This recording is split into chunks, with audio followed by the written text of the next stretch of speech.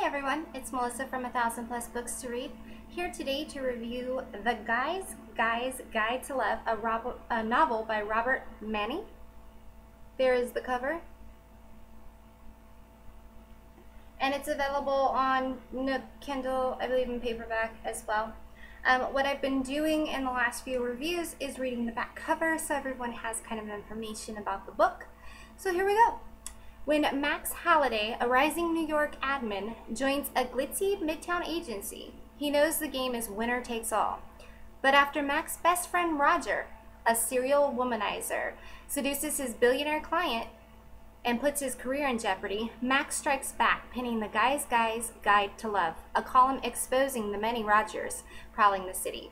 Championed by magazine publisher and former flame Cassidy Goodson, Max becomes famous, or is it notorious? With the women of New York clamoring for more, sparks begin to fly between Max and Cassidy. Can Max survive his instant celebrity and cutthroat rivals to discover where his heart really belongs? The Guy's Guide to Love is a fast-paced tale of flawed men and savvy women competing for love, sex, power, and money in the city where they play for keeps. This book is set in New York City, in that area. So I will say that the characters seemed very, very real. I'm from California, my boyfriend is from New York, and everything that he has ever described to me about how New Yorkers are and how they interact and how love is and everything, the author got perfect. The characters were also very relatable, like very likable. Roger, who was very smooth, very honest, very honest to Max at least, not honest to every woman. He was likable, and yet you kind of wanted to punch him at times. Max, who is kind of the person that this book is really revolving around, you know, he's the typical good guy, and he loses his way a little bit, you know, chasing after the big dream, you know, the American dream of being, you know, famous, rich, have everything.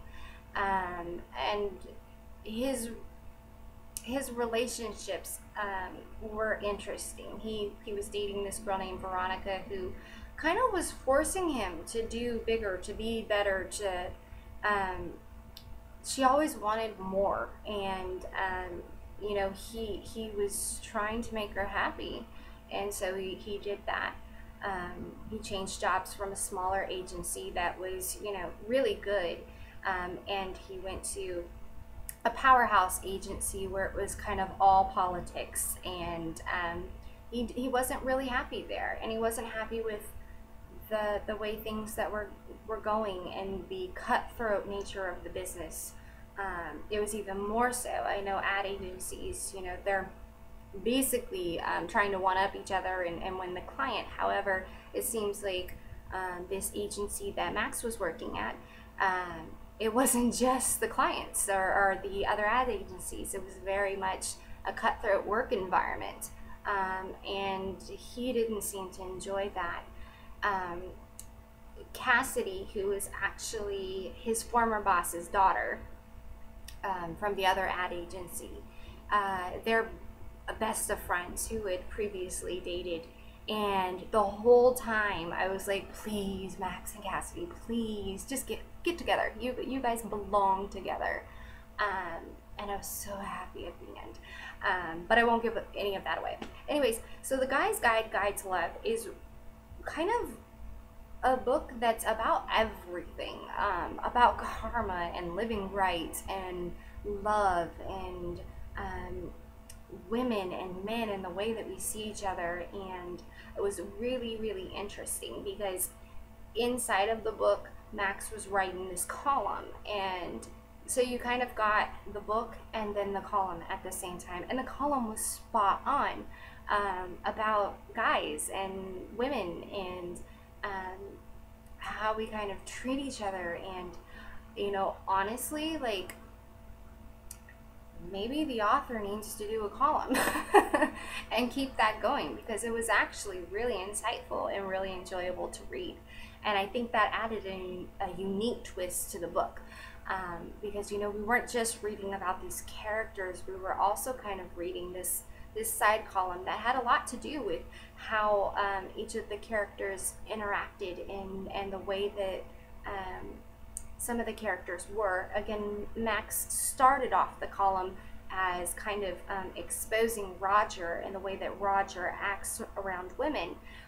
But it kind of evolves into a little bit more than that, and you know, it takes on a life of its own, and Max ends up kind of evolving and learning through his column too, because he becomes, you know, this big famous celebrity once they introduce him as the author, because he was anonymous at first. And, you know, it just kind of, it was interesting how Max and Roger end up kind of switching roles. Roger becomes, you know, karma kind of bit him in the butt, and he becomes this better person. And Max, through this column, meets all of these women and starts kind of acting the way Roger did, acting exactly as the guys that he was talking about in his column. So it was a really, really, really good book. I could not put it down. I finished it, I think, in one day. You know, it was that good. You got right into it. You totally were involved in each of the characters, and the story never had a dull moment to where you're kind of like, okay, well, let's go watch a TV show or something like that. It was always very engaging, and you kind of, I don't know, at least for me, I didn't want to stop reading it. And once it was over, I was like, crap, now what am I going to do? Because it was that good. So I definitely recommend that you pick up this book. It is a little bit of romance, a lot of humor, and a lot of insight. And I know most people, well, at least people that read fiction, don't usually like to have kind of like self-help or anything like that. And I won't say it's really self-help, but I do think it is spot on to how women and men are and interact. So it was really, really interesting, but a great read. So I definitely recommend this. You should get it.